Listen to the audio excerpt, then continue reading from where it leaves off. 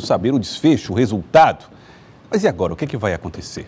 Nós estamos recebendo Fenelon Rocha, jornalista Fenelon Rocha, que vai conversar conosco sobre este e outros assuntos. Fenelon, seja bem-vindo mais uma vez ao Jornal do Piauí.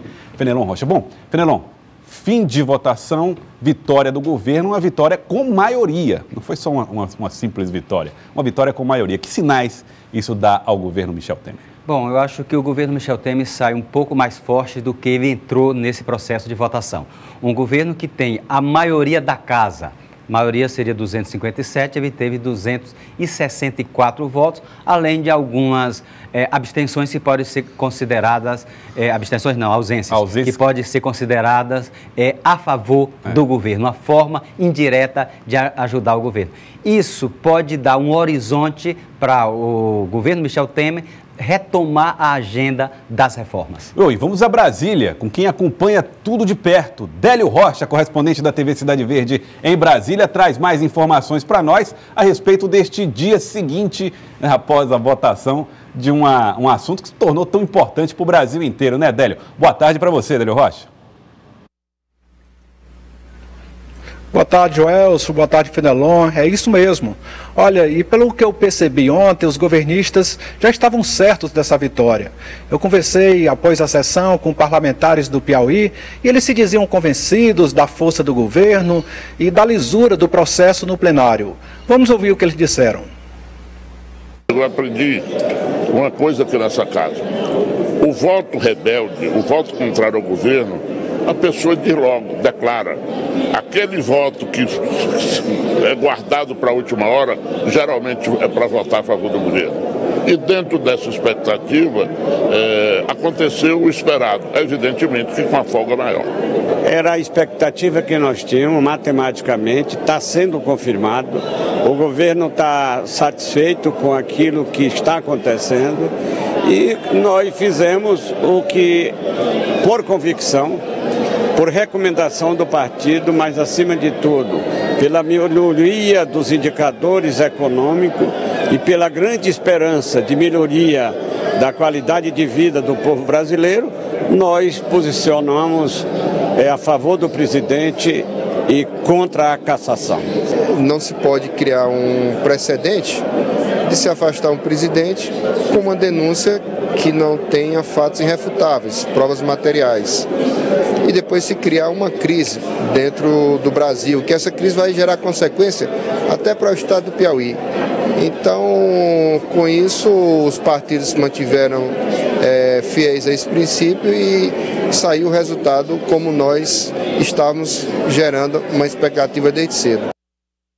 Bom, o resultado aconteceu após a votação dos parlamentares, os deputados ali na Câmara, Délio. Mas alguns, os da oposição, chegaram a questionar a maneira como o governo chegou a esses números, teve essa performance na votação de ontem, Délio. Pois é, a oposição não digeriu bem a decisão de ontem. Eu conversei com a deputada Jandira Fegali, que é do PCdoB do Rio de Janeiro, e ela acusou de forma bem incisiva o governo de transformar o plenário da Câmara no balcão de negócios. Vamos conferir. Eles saem com uma vitória numérica por não ter passado a denúncia, mas sai um mapa revelado para a sociedade quem votou. Depois de um gasto de bilhões, de um esforço absurdo, de uma exposição da sua base absurda.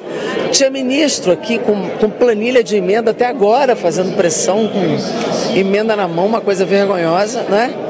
Então ele sai com uma diferença menor, ou seja, é uma vitória numérica, mas é uma derrota política, né? No sentido do número e da agenda que eles pretendem sustentar. Como vem mais denúncia, como viram mais delações e o mapa agora está aberto para a sociedade, a tendência agora é crescer a pressão sobre a base parlamentar.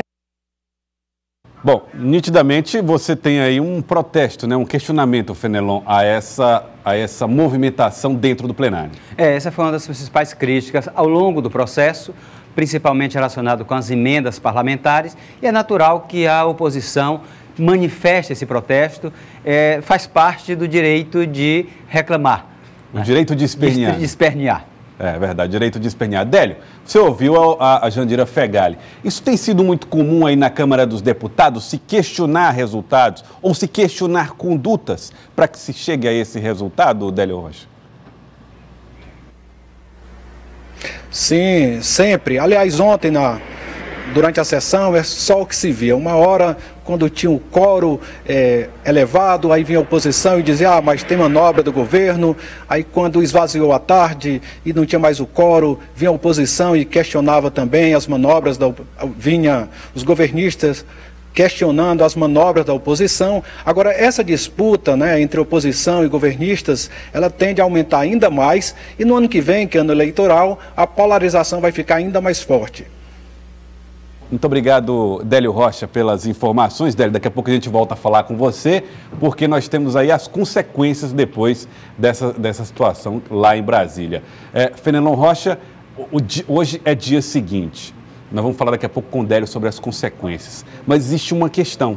Como fica a posição do Ministério Público frente a essa denúncia feita e recusada pela Câmara? Bom, eu acho que a principal consequência dessa decisão de ontem é um pouco enfraquecer a disposição de quem quer questionar o próprio presidente Michel Temer. Essa era considerada a denúncia mais grave. A não ser que haja fatos novos, qualquer uma nova denúncia, ela já chega um pouco enfraquecida pela própria maioria absoluta que o governo conseguiu nessa votação de ontem. E principalmente que outros partidos, ou parte de alguns partidos que votaram contra o presidente, poderão voltar a se aproximar do presidente na sequência, por exemplo, na questão das reformas. É outra negociação. Sim. Agora isso sim, cada votação é uma negociação à parte.